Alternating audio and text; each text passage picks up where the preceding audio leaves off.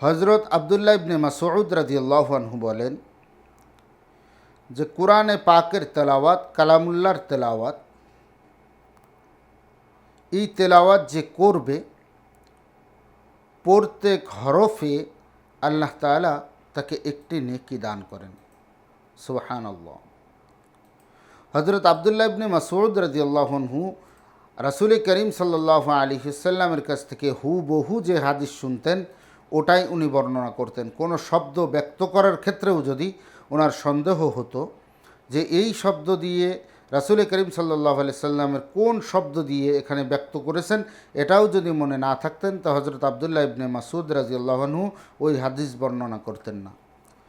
তো হজরত আবদুল্লাহ ইবনে মাসউদ রাদিয়াল্লাহু আনহু হাদিসের ভিতরে পরের অংশে বলতেছেন যে আলিফ লাম মিম, এখানে একটা অক্ষর অন্য এক হাদিসের ভিতরে আছে, যদি কেউ একটা নেক আমল করে তাহলে একটা সওয়াব হয়। তো দেখুন, কোরআন তেলাওয়াত করা কিন্তু একটি নেক আমল। এখানে আসলে ওই হাদিসের ভাষ্য অনুযায়ী যে একটা নেক আমল করলে একটা সওয়াব, আসলে পুরা তেলাওয়াতের একটা সওয়াব দেওয়া বাঞ্ছনীয় ছিল।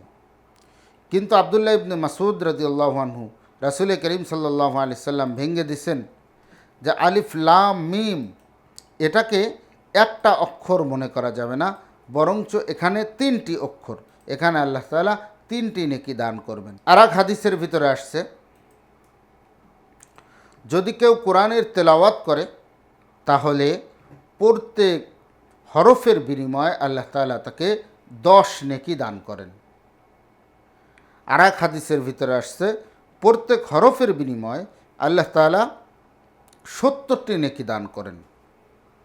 আর এক হাদিসের ভিতরে আসছে, প্রত্যেক হরফের বিনিময়ে আল্লাহ তাআলা যে 70টা নেকি দান করেন, এই 70 নেকিকে আল্লাহ তাআলা যে কোনো নেক আমলকে আল্লাহ তাআলা মানুষের মননের দিকে তাকিয়ে বা তার মানসিকতার দিকে তাকিয়ে 700 গুণ পর্যন্ত বৃদ্ধি করেন। সুবহানাল্লাহ।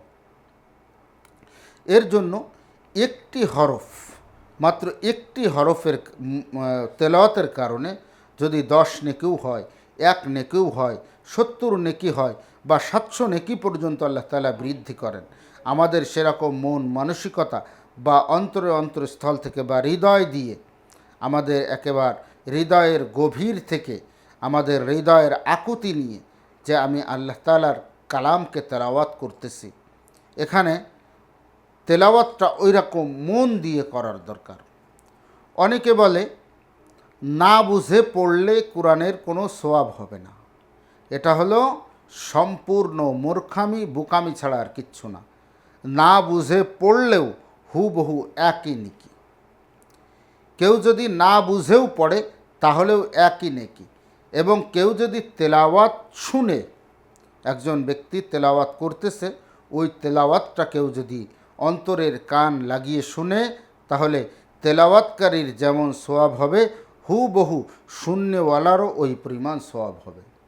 এর জন্য আমরা নিজে যদি তেলাওয়াত করতে পারি আলহামদুলিল্লাহ, আর নিজে যদি তেলাওয়াত না করতে পারি সদা সর্বদা তেলাওয়াত মনোযোগ সহকারে শোনার চেষ্টা করব।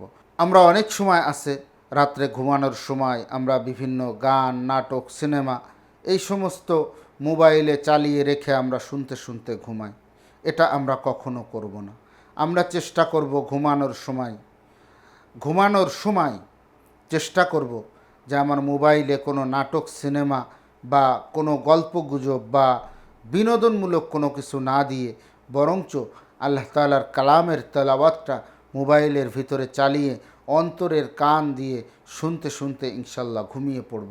আল্লাহ তাআলা শান্তির ঘুম দান করবেন এবং নামাজের সময়, ফজরের নামাজের সময় আবার ঠিকভাবে ওঠার তৌফিকও আল্লাহ তাআলা দান করবেন। এর জন্য আমরা মন থেকে তেলাওয়াত, যারা পারি তারা তেলাওয়াত করব এবং যারা পারি না তারা মন থেকে তেলাওয়াত শ্রবণ করব। আল্লাহ তাআলা আমাদের সকলকে তেলাওয়াত করবার এবং শুনবার তৌফিক দান করেন। ঠিক অন্তর থেকে যেমনভাবে তেলাওয়াত করলে বা শুনলে আল্লাহ তাআলা সন্তুষ্ট হন। নবী করিম সাল্লাল্লাহু আলাইহি সাল্লাম কিয়ামতের ময়দানে উম্মত হিসাবে পরিচয় দিবেন তেমনভাবে তেলাওয়াত করবার এবং শুনবার তৌফিক দান করেন।